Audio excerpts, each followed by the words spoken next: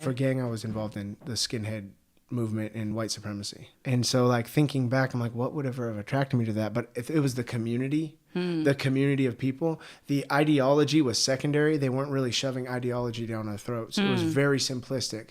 They pointed out who the enemy was. It was people who were deemed to be threatening their own safety. So it was a very us versus them mindset. I picked up on that. I'd lived us versus them my entire life.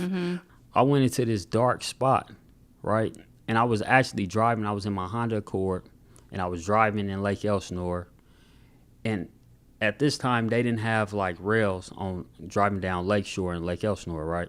So I'm driving down the street, and I was trying to kill myself. I tried to drive off the cliff. It's a pain point. It really honestly is, because truthfully, we are experiencing like a mental health crisis. Like never before. You know, I mean, mental health has been a buzzword for quite some time, you know, and self-care and wellness and all that great stuff.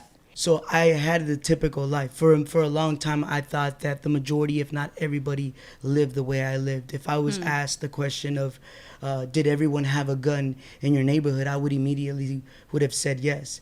If someone would have asked me, was everyone in your neighborhood a gang member, I would have said yes. I grew up with this distorted belief that everyone was living a certain way because I felt that I never had a choice other than to live the way I was living, and that being a very extremely negative lifestyle.